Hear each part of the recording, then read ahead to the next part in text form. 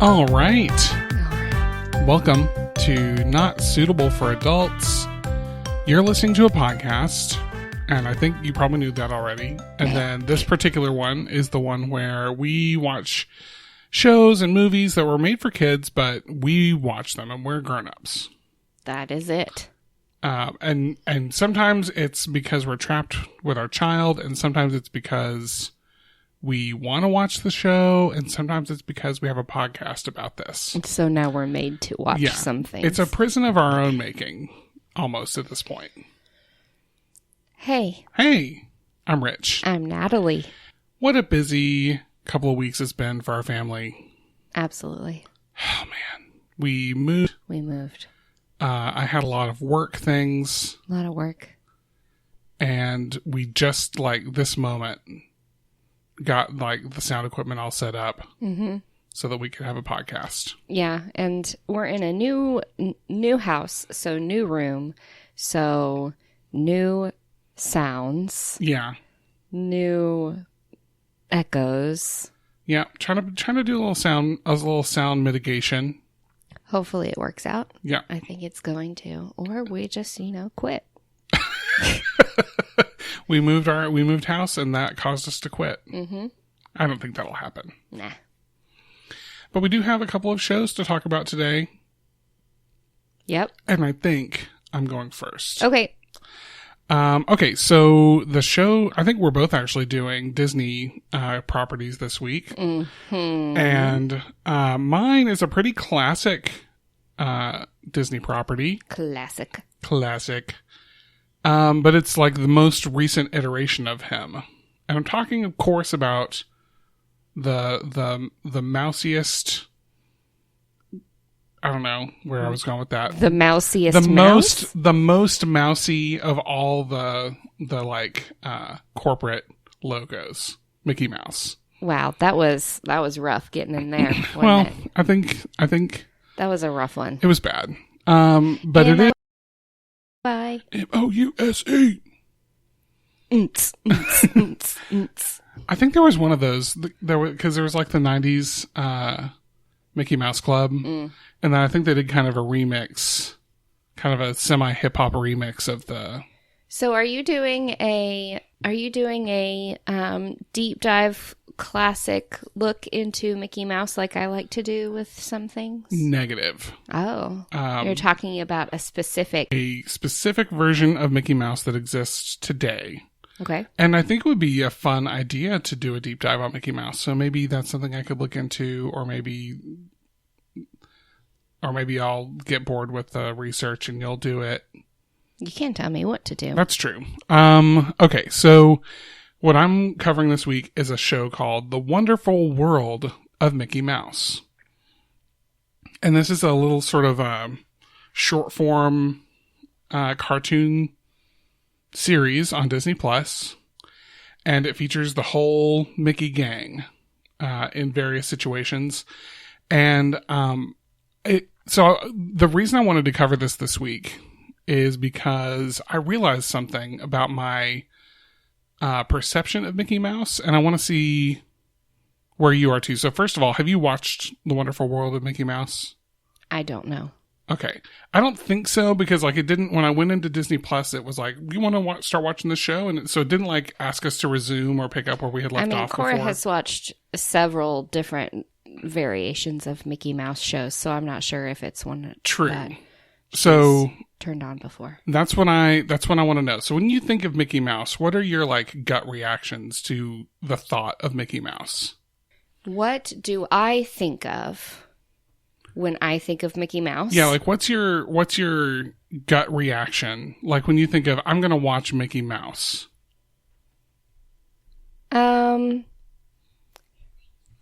like it. Okay. Do you need something? You go for it, girlfriend. Let me think. Gut reaction is that I always thought Mickey and Friends were a little boring for me. Honestly, the first thing I think of whenever I think of Mickey Mouse is why Pluto is a pet and Goofy is a character. Okay, gotcha. Even though they're both dogs, but that's just me, maybe. Because Pluto can't talk. He's just a dog. He's just a regular dog. So what made Goofy special? That's a good question. Goofy wears clothes and walks around and talks to people and has a house. Yeah, it kind of goes back to the pants discussion. Kind of, but this is more like they're the same species, and yet. Okay, go ahead. Okay, well, this was a great sub discussion. Sorry. So here's my thing. Mm-hmm. I realized about myself when I go to watch something with Michael James Mouse in it. Is that his name? I don't know. Why did you say that? I just decided to make up a fun name for him. Oh. Well, I mean, I just learned Chuck E. Cheese's real name. So I thought maybe when you were saying Michael James Mouse, it was like one of those things. No, I just made it up. Okay. Okay, so when I go to watch Mickey Mouse, I get a little bit of like, ugh, I don't want to watch Mickey. Because most of the ways that I've experienced Mickey for the last 5 years have been like, oh, hi kids, let's do some learning. And that was a pretty good Mickey. Oh, thank you. It was too low. I didn't do it high enough, but that's okay. But it's always like, he's almost like a Dora the Explorer kind of character in my mind. That's like, he has all these preschool shows, and that's kind of been like, Cora likes to watch Mickey Mouse Clubhouse and things like that, where there are learning elements to. You don't like Mickey. to learn. No. I love to learn. It's just that I realized that I haven't seen something of Mickey Mouse that wasn't like, you're going to learn a lesson at the end of watching this. Mm-hmm. And I know that this is going to sound weird to people who listen to our show a lot, because I get onto shows that like don't have a lot of, they don't hit with both you like both entertainment hands. Usually right. More than learning a lesson. No. I'm saying like normally, so I come down hard on like 90s cartoons right. that have no educational value. Oh, gotcha. Even though like I get that they're fun to watch, but I'm like, In this case, I felt I like reversed on that, because The Wonderful World of Mickey Mouse is basically just Looney Tunes. Oh. It's just like Mickey and the gang in random situations, and it's just like the very first one is like the cheese wrangler, and they're like in the Old West, but instead of herding cows, they're herding wheels of cheese. Oh man, I could herd a few wheels of cheese right now. That sounds so good. And Minnie is like the owner of all these, and she's got these ranch hands that are Donald and Goofy, and she's like, I need the what do they call him, like the greatest wrangler or something to come, and then it's Mickey, and he comes over the hill, and he's like, and they have this funny like close up moment where he's like, I follow the wrangler's code, and he's got like a really hard face on, and then it goes back to him. It's drawn in sort of a very retro Mickey style, so it looks like sort of the old Steamboat Willie Mickey Mouse. But I found, like, as I was watching, I was like, this is fun to watch, which I haven't experienced for a while with that group of cartoon characters. And so for me, it was like a big breath of fresh air to kind of experience that way. Experiencing Mickey in a whole new way. Yeah, it was a brand new take on Mickey. And so here's a little bit about the wonderful world of Mickey Mouse. It's a little bit hard to say. Wonderful world. Wonderful world. Try it. Just going to let you try it for a little. The wonderful world of Mickey Mouse. Oh, shut up. Okay, so nice. Children listen to this, maybe. Be quiet. So, can I have your consent to shut your mouth, please? Would you please shut your mouth and stop talking? All right. So, this is a continuation of a series that was on previously. So, there's not a ton of information on this yet, because this series just started in September of 2020. Oh, okay. So it's only been around for a few months. New. Yeah. But the old Mickey Mouse show, and by old I put that in quotes because I think it came out like 2013. Yeah. It was basically the same thing. It was like they were, the whole gang comes out but they're in like various modern day. Most of those were modern day things. So like they'd be around the world, and like, the Wikipedia page says they do episodes in like Paris and Venice and Tokyo. So they kind of go all over the world, and they do a very same kind of thing, a very slapstick sort of classic cartoon character. This one that you're talking about? No, so that's what this one does. But okay. I'm talking about the one that it's based on. So there was a show. I got confused. There was a show just called Mickey Mouse that came out in 2013, and it ran for several years. Looks like 2018. So it ran for 5 years. And it was well received. People really liked it. And that was like on the Disney Channel. Okay. And so they like canceled the show and then kind of rebooted it on Disney Plus as The Wonderful World of Mickey Mouse. Got it. But people like really, really, really love this show. So let me go down and find really quickly. Where did it go? Now you get to listen to me find information. So yeah, it was just really well received. There's a quote here. It says, the show presents Mickey in a broad range of humorous situations that showcase the pluck and rascality, which is a word that I thoroughly enjoy. Rascality. Along with the beloved charm and good, along with his long beloved charm and good-heartedness. Man, I'm really struggling today.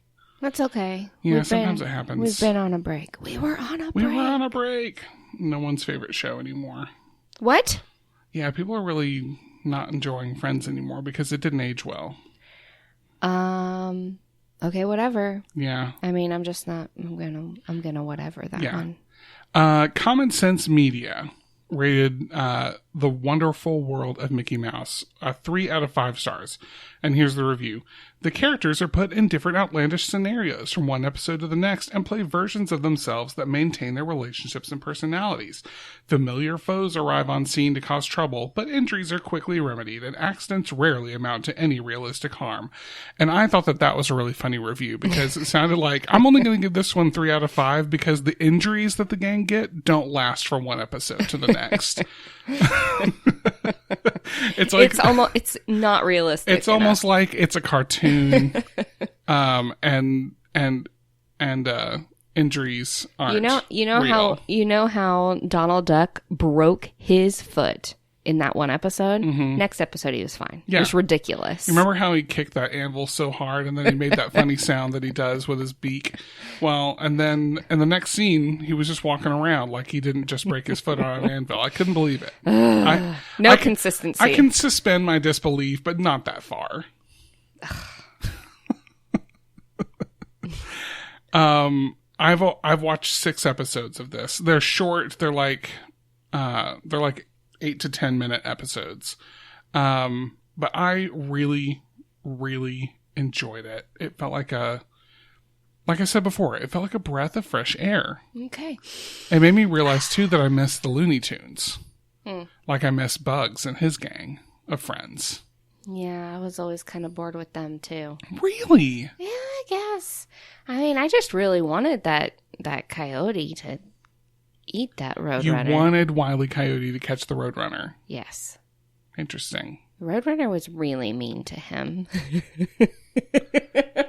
And Wiley was such a kind-hearted soul. Also, I just really needed Elmer Fudd. I needed him to have a win every now and again. Wow. It's just the same thing over and over. I think that's what it was. It was the same thing. Yeah, that's true. It was very much the same thing over and over. Yeah. And so I kind of wanted a little reprieve from that and let the hunters become the hunted for a little bit. Interesting. No, wait. Yeah, let the hunted actually be the hunted. Yes, that's it right there. Let the hunted just let the hunters get hunted. Let the hunters have their day. Yeah, let the hunters get to hunt. Let the hunters hunt. So you wanted Tom to get Jerry? Yeah. Oh man, over it. So Sylvester needed to get that Tweety bird. Get him. Get him. Mm-hmm. Well, this has been Enlightening. Enlightening. I've learned a Did lot. I marry? I've learned a lot about Natalie in these 15 minutes of It show. was just the same thing over and over. And every once in a while, I just wanted to be like, okay, just end it. But they did sometimes get them. Like sometimes they would end up like I know, but it's no consistency. They got him. Next episode, they're 3 right out of back 5. 3 out of 5. They're right back at it again. Last episode, I saw this happen, and now Honestly, you're that same person. Did you leave this review? The hero of the cartoon, Bugs Bunny, never gets caught by the villain. I would have liked to see him get taken down a peg or two. I would. And which is probably why you love Space Jam so much. I do like Space Because Jam. they get taken down a peg or two, and then they have to earn their way back up with the help of Michael Jordan. And his secret stuff. Yeah. But we've done an episode on that already. Yeah. Go listen Okay. to it. Yeah. All right. That's the wonderful world of Mickey Mouse. Let's take a quick break. A quick break. Let's take a quick break in Okay. Promoville. Let's do it.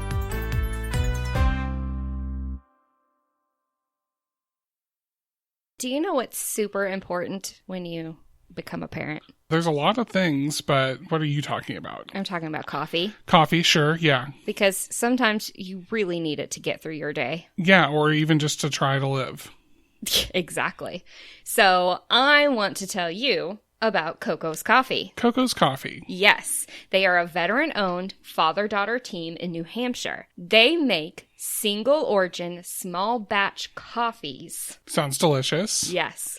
They don't add fillers or cheap beans to their coffee, so you end up with a smooth cup that is never bitter. Which is the main reason I don't drink coffee. I've had this coffee, and it's great. You can go to Coco's Coffee NH, that's COCOS, coffeenh.com to read all about their different varieties and other coffee-based products that they offer. And I heard that they're doing a promotion right now. Listeners of our show who are first-time customers at cocoscoffeenh.com will receive 10% off their first order through February 28th, 2021 when they use the code FEB10. That's F-E-B and the number 10. That's a pretty cool deal. I think that sounds like a great deal. So get yourself a cup of Coco's Coffee to make it through your day of parenting. Coco's Coffee, drink the coffee.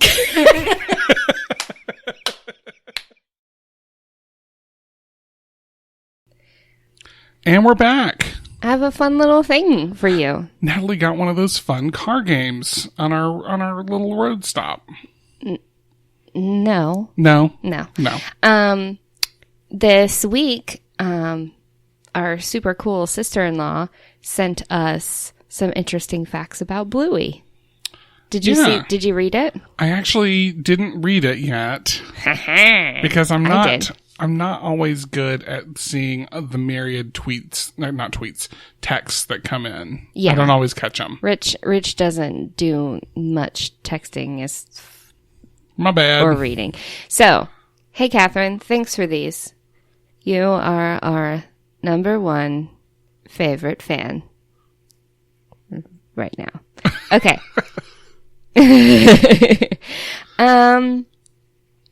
Okay, so Bluey first came to life. Okay, if you guys don't know Bluey yet, Yeah, what are you even doing? Have you Seriously. even listened to our show?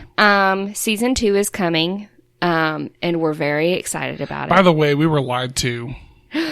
Calm down. I don't think we were lied to. I think the person who told us that season 2 of Bluey was like coming last week misunderstood, and really what happened is season 2 of Bluey came out on like Disney Junior last week Yeah, and not Disney Plus. it's coming, y'all. It's coming. Like I said, our sister-in-law and my brother, they have a little guy that's almost 2. Oh my goodness, he's almost 2. And Wow. they love Bluey just as much as we love Bluey, but they have gotten to see the second season, and we have yet gotten to see the second season. Yeah. So she sent me some of these fun little facts. Bluey first came to life in 2016 in a 1-minute pilot episode that the creator made in his spare time. Okay. The network bosses loved it, but the clip never got aired because the creator of Bluey, Joe Brum, he said, it just had some dangerous stuff in it. Bandit was pushing Bluey, and she wanted to go all the way around on a swing. So she ends up doing a full 360 degrees. It was just unsafe. You could never put that on kids' TV. Wow. Yeah. Not, so that was a tiny little thing he made in his spare time. And then he decided to keep going with it because it was fun. It's just that particular one he decided wasn't. So they were like, yes, let's do this show. And he's like, okay, but not this one. Right. This one's just for me. Joe Brumm, as I said, he is the creator of Bluey. He is the second oldest of 3 boys in his family. And his older brother is an archaeologist. Oh, wow. And he has been involved in discoveries like the fossil remains of, new scientisty people, Homo floresianus, or the Hobbit. They found, which is the term they coined for this fossilized remain. And he nicknamed it at Queensland University. And as we know, Bandit in the show is an archaeologist. And so that's why Joe Brumm created him to be that way as an archaeologist. And also Bandit is in a family of brothers as well. Right. Uncle Stripe, who is Bandit's younger brother, and he's also the dad to Muffin and Socks, is voiced by Dan Brumm, who is the creator's brother. Oh, cool. Okay, so because at first I was confused and I thought maybe that meant Bandit was voiced by the creator, but he's not. But it's not. It's just that he let his younger brother be the younger brother. Yes. Also, Dan Brumm, his brother, is the sound engineer on Bluey. Oh. Keeping it in the family. Also, Nana, who is Bandit's mom, is voiced by his mom, Chris Brumm. Yes. So it's a lot of family going on in this show. There have been, I'm not going to go through all of these, but there have been several Australian actors that have lended their voices to some of the characters. Cool. There was the Blue Wiggle, Anthony Field. He was in an episode. They also have a lot of animated landmarks, real landmarks that are in the bigger towns there. Like when they're animating, they're putting in real landmarks from Australia's. So people from cities. Australia are like, right. Whoa, right. Look at that. Yeah. I've been there. One thing that I thought was very interesting is in season 2, like we said, we have not seen season 2 yet, but Bingo's car seat has changed. She was in a lap sash belt. I don't know if you noticed this. I noticed it, but maybe that's just because I'm me. She was in just like a seat belt, a booster seat kind of thing. So she's got the 5-pointer. Now she has the 4-point harness. Oh, okay. So they just made it safer made it for Bingo. Safer. Yeah, I love that. Also, a lot of times when you hear Bingo or Chili, so the mom or dad, Bandit or Chili, when they're just kind of humming to themselves, they are humming the theme song to Bluey, which is really cute. Several other things. Let me just make sure. Oh, Lucky's dad. They always call him Lucky's dad. Yeah. But his name is Pat. Oh, okay. Yeah. And there was one more thing that I wanted to do. And now I'm not being able to find it. Oh, something I thought was interesting was the voice of Bandit is Dave McCormick, and he has actually never even been to the studio where they produce Bluey. He does not live there. He always just records his voice at a different studio and sends it to them. So he just records his lines. Right. He's actually never even met the woman that voices Chili. So that's a shame. Right. They're just in either completely different sides of the country or in completely different countries when they're needing to record. So they often just record their lines and then they are put together for the episodes. And that's all I'm going to do for now. Love Bluey. Love Bluey. We love it. What a good show. Love it. Shall I go into my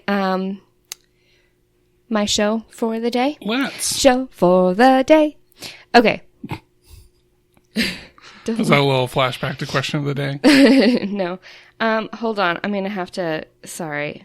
All right. Here we go. You ready? Oh, I'm ready. I was a girl in the village doing all right. Then I became a princess overnight. Yeah. Now I got to figure out how to do it right. So much to learn and see. So much. Up in the castle with my new family in a school that's just for royalty. A whole enchanted world is waiting for me. I'm so excited to be Sofia the First. Yeah. I'm finding out what being royal's all about. Sofia the First, making my way. It's an adventure every day. It's going to be my time to show them all that I'm Sofia the First. That was a dramatic reading for you. I hope you enjoyed it. Thanks. I've never been snapped before. So I'm going to talk about Sofia the First today. Cora will turn it on every now and again. She did watch it more when she was a little bit younger. But it'll still grace the screen of our TV every now and Occasionally. again. Yeah. So let's talk about Sofia the First. Let's. It is an American animated television show, and it premiered in November of 2012.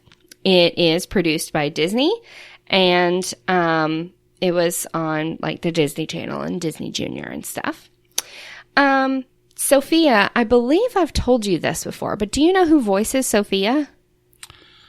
I think it's an important person. You're going to know when I tell you. It's Ariel Winter. Oh, yeah. Yeah. Which, if you think about it, she sounds like her, but she must put on a little bit more of a little girl voice to voice Sofia. But, so Ariel Winter from, I guess, most importantly, Modern Family fame. She voices Sofia. Sofia and her mother were just kicking it in the village when Sofia's mother marries the king. And then they become part of the royal family of Enchantia. Oh. Okay. And then it was later canceled in 2018. So it only ran for 6 years, which is kind of short for a cartoon. Kind of short, yeah, I thought. But the pilot episode was called Once Upon a Princess, and it had Cinderella. Cinderella was featured in it.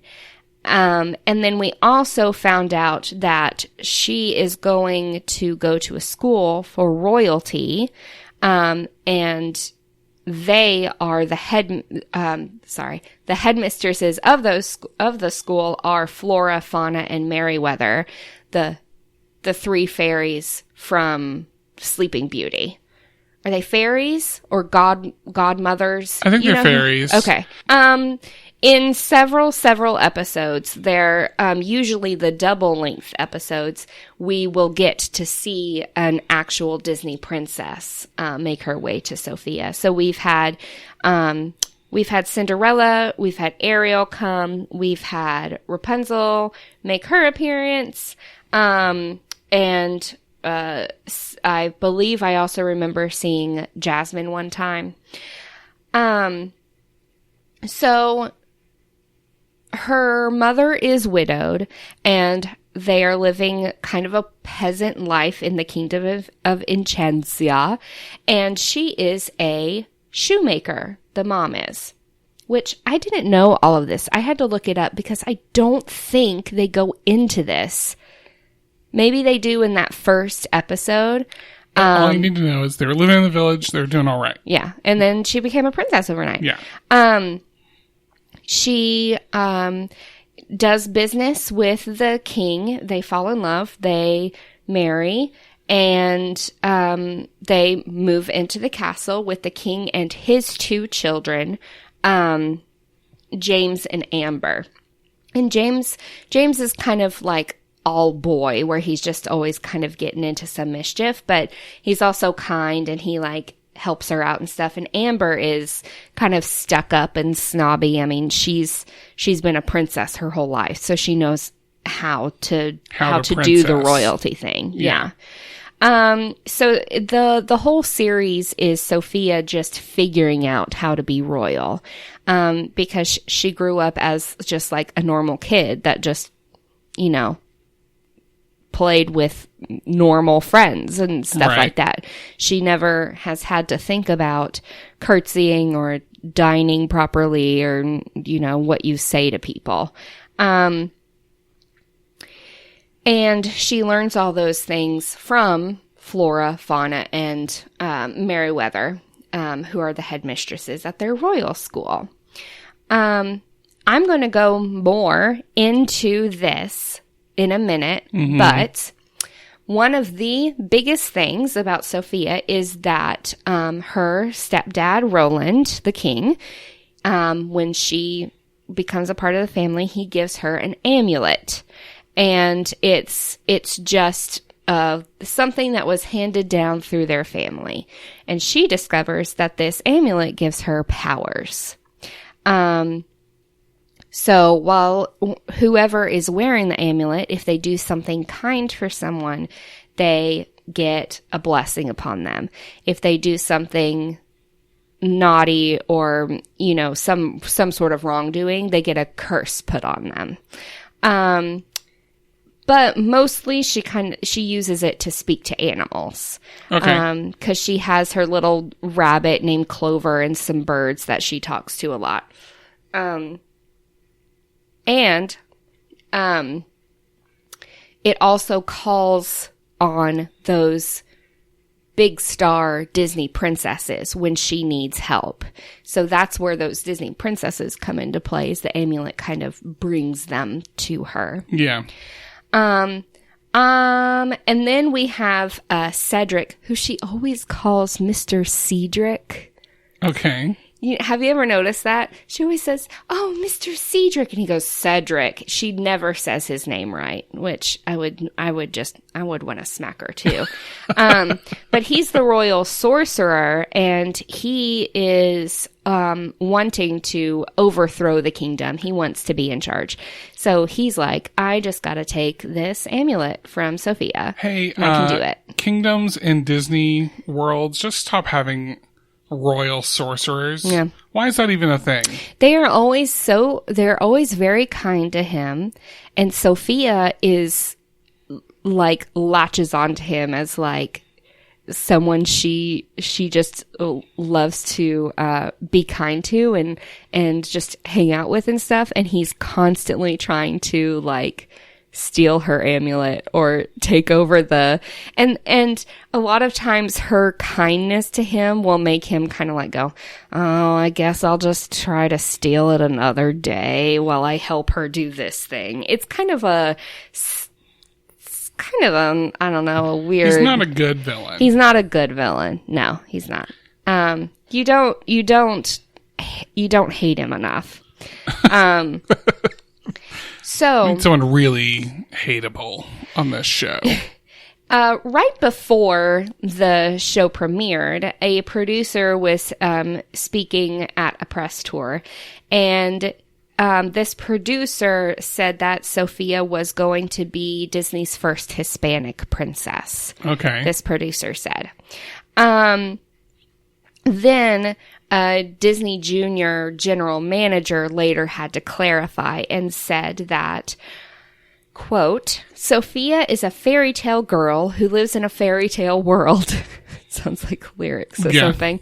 All our characters come from fantasy lands that may reflect elements of various cultures and ethnicities, but none are meant to specifically represent those real-world cultures. End quote.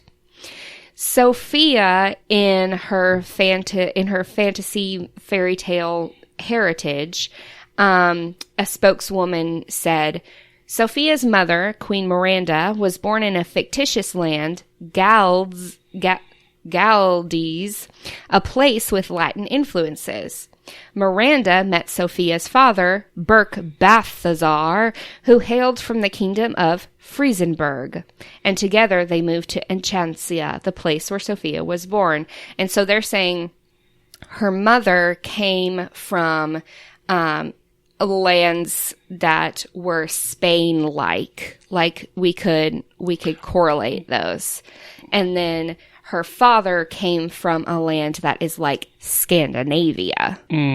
So after hearing that, the National Hispanic Media Coalition president / CEO said that Sophia did not qualify as Latina.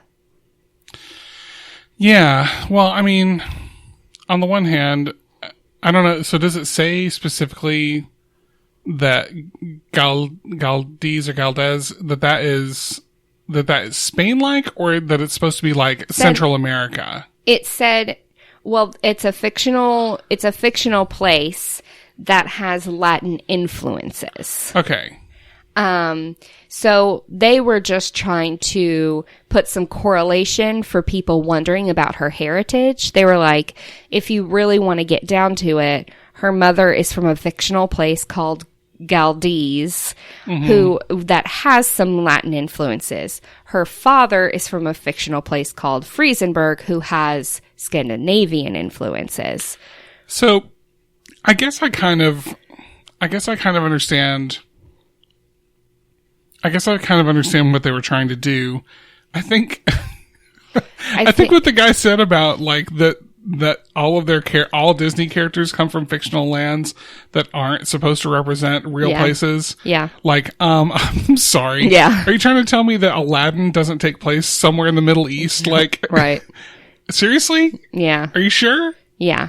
I mean, are you trying to tell me that like when you, it sounds like some producer kind of, took some liberties with what the other people were thinking her heritage was supposed to be like, and then they kind of had to quickly clean it up. Okay. Because they didn't want Sophia to come out and people go, I thought this was going to be our first Hispanic princess, and she's not like. No, she's not animated as Hispanic. No, she looks pretty white. Yeah.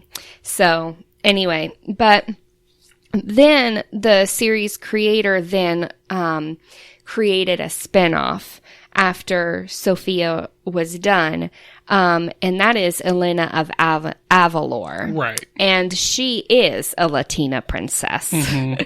And so I guess they decided, we better do it. I mean, if you're going to set something like that up, so yeah. if you're like, hey, we're doing inclusion, yeah, and we here comes a Hispanic princess, but she's not, yeah, at all, yeah. The series creator who created Sophia and Elena of Avalor said to ABC News, what the experience from Sophia showed me was what a demand there was for a Latina princess. That a misstatement was made by a producer could snowball virally into this announcement that was never made. And Sophia was not Latina and never meant to be the first Latina princess. But it really did illustrate the fact that people wanted a Latina princess, and I think it certainly bubbled in my mind and was part of what inspired me to come up with this idea for Elena of Avalor. Also, the Once Upon a Princess series premiere, it is stated that it had 8.17 million viewers, which made it, for the time, I don't know if it's still true or not, which made it the #1 cable TV telecast of all time for kids 2 to 5 and girls 2 to 5. And it also set a record for the #1 preschool cable TV telecast ever in total viewers, and for adults 18 to 49. Oh. So, maybe because they thought Sofia was going to be the first Latina princess, and they were interested in seeing that. Okay, so really quickly, I wanted to talk about this amulet. Okay. Because she's given this amulet, she finds out that it's powerful, and she tells no one about it. Now, throughout the series, a few people find out, because that's always what happens. But there isn't a good reason that she doesn't tell people? She doesn't tell anybody. I think she just thinks she's not supposed to. I don't think it was ever really said why she's keeping it a secret. But I looked up the history of the amulet because I thought it was quite interesting. What happened was there was this amulet that was a family heirloom, and it was always given to a princess to help protect her. It was given to Princess Elena of Avalor. 42 years before we know of Princess Elena of Avalor. So just hold on. It was her 15th birthday. She got it. And then 1 year later, an evil sorceress came and invaded Avalor and killed the king and queen. And Elena went to challenge this sorceress, and the sorceress turned to strike Elena, and the amulet sucked Elena into itself. Oh. That's how it protects its princess. If there is going to be a fatal blow, it is going to keep them alive inside of itself until the next wearer releases that person. And the next wearer has to be like a virtuous person? Well, the amulet kind of chooses its people. So I guess I'm wondering, because there's a lot of lore around this thing. Oh man, I guess what I'm so much. I had to greatly summarize this. I guess what I'm wondering is, like, when that happened, why didn't the sorceress go, oh well, okay, and like pick up, like, I got it? Well, I think because it was what I didn't get into was the royal wizard was also there trying to help, and he grabbed the necklace and took it. And then for some years, it just kind of, I think the amulet chooses its person. So, but that person may not know that there's somebody inside the amulet. Right. So sometime later, it arrived in Enchantia and became the family heirloom for them. And it was given to the crown princess, Matilda, who is Roland's sister. So Roland is Sofia's stepdad, the king. When they were children, the queen had the amulet. She gave it to his sister Tilly, and the queen told about all this lore, but nobody really knew even that Elena was still inside of it.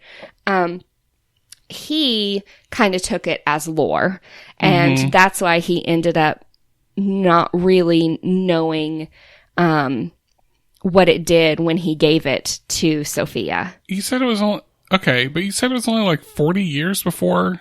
It was 42 years before the events of Elena and the Secret of Avalor, which is one of the first things we see of Elena. So I guess I I mean, 42 years doesn't seem like if we're picking it apart a little bit, and that's what I'm going to do, because I have to say all of the backstory up until this moment is really cool. Like, that's a really cool story. The timing is weird. The timing is weird for him to be like, nah, I don't think I believe that, because it's 40 years. Like, it's only 40 years. Yeah. That's like saying, I mean, pick something that happened in the 70s. Yeah. That, you know. But I mean, I don't like Elvis died, and then his daughter got something of his and was like, this belonged to Elvis, and someone's like, I don't think so. Of course, this is in a fairy tale land where they don't have media, or like all they have is kind of like storytelling and word of mouth. But like in the time, so it's 42 years between the time. Elena, I'm really going to pick it apart right now, so I'm sorry. I don't have the answers for you. Well, I kind of want to talk it out. So Elena goes in the amulet. Yeah. And then about 42 years later is when Sofia gets it. No, 42 years later, well, she may get it before, because it's supposed to be 42 years before Elena comes out. Yeah. Okay, so let's call it 40 years then, just to keep it a nice round number. So that means that, and then so Roland, his mom had it. Well, she gave it to she didn't grow up with it. She gave it. It came into her possession. Roland's sister. So when they were children. So let's say that happened 30 years before. So in only 10 years, like, how many people put their hands on, like, the wizard took it away to safety. And again, I'm not asking you, so I'm not asking, you don't have to find the answers to that. So I just think it's wild that in 10 years, the wizard takes it away and apparently, like, finds a safe place to put it, which is in Enchantia with this royal family. Well, what happened was it ended up in a different kingdom with a different princess for a time, and then it ended up in Enchantia after that. So it went to another kingdom for only 10 years, for about 10 years. And they were like, we don't know what to do with this thing. And it got out of there. And so in the time it took for the wizard to take it to this other kingdom, and for one person there to wear it, and then to re-gift it to Enchantia. I got all of my research off of the Disney Wiki. It's great. Don't know what to tell you. It's great. It's just I'm thinking, like, why not? Like, this is one of those things, like, people writing stories, like, why not 150 years? Like, why not 200 years? Come on. Anyway, I'm sorry. I've gone on long enough. Later on in the series, Sofia finds the secret library, and she becomes the story keeper. And that's how she finds out about Princess Elena of Avalor and how she has been trapped in the amulet for 41 years. Someone wrote down that Elena got trapped inside the amulet. Someone wrote that down. All it said was her role as the story keeper led her to discover this. Someone wrote it down in a book and then put it in, and it's like, you know what? This isn't something that they didn't think, like, this should be the certificate of authenticity, or this should go in the user manual that we send along with the amulet. They said, what I'm going to do is I'm going to write that in a footnote in a book, and I'm going to put that book in the library. The secret library. A secret library. That only the story keeper can find. I'm not going to go through all the different abilities that the amulet can. There are pages and pages of abilities. It can shrink you. It can turn you into an animal. It can help you talk to animals. It can, it protects its owner. It curses people. It blesses people. It leads you to the secret library. I can just hear Rob, our DM for Dungeons and Dragons, thinking, like, this could be a fun item to have. Rob, hint, hint.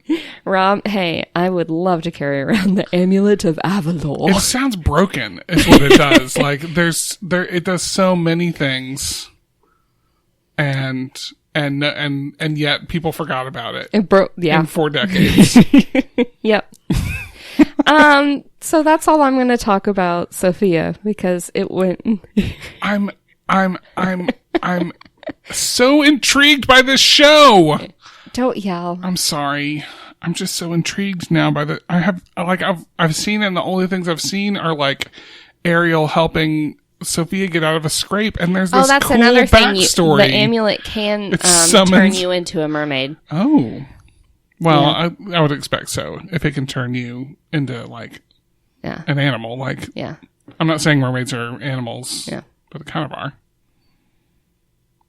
So there it is. It also changes colors when it goes from person to person. Or actually, when Elena, it was red, but then when Elena got trapped in it, it turned purple.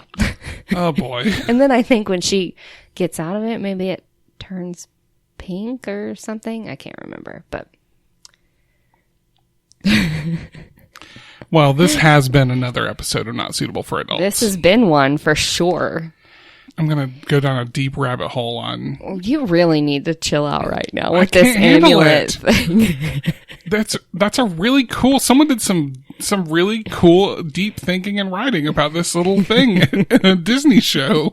Mm-hmm. Anyway, we do thank you for listening. We hope that you will, now that you've listened to this episode, or maybe this is the first time you've listened to an episode, or maybe it's not, but either way... maybe you're going to think now, like, you know what I should do is go leave a rating and a review somewhere. And you can do that on iTunes. Or you could do it. Dear iTunes, all they did was talk about this weird amulet. Some people love talking about amulets. Yeah, I like this idea of, like, someone getting out their stationery. Dear Apple. Dearest iTunes. It's been a fortnight since last I wrote you. But I listened to this podcast where this woman was talking about how she just wished Bugs Bunny would die already. and then the guy talked for 20 minutes about the amulet and how it didn't make... Anyway, definitely leave us a rating and a review on iTunes or podchaser.com. If you're not an Apple user, that's a great place to do that.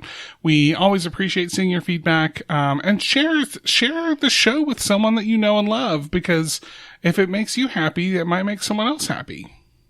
Right? I would think so. I would think so too. Thank you to Shad Worrell, who is the guy who designed our theme music. It's really cool and we like it a lot. You can listen to more of Shad's work at soundcloud.com/Shad-Worrell. And there'll be a link in the show notes for him. All right, here's the thing. Okay, here we go. All right. Let's wind up. Let's see. Let's wind up. Let's see what he brings. Okay, let's do it. So sometimes you move into a new house.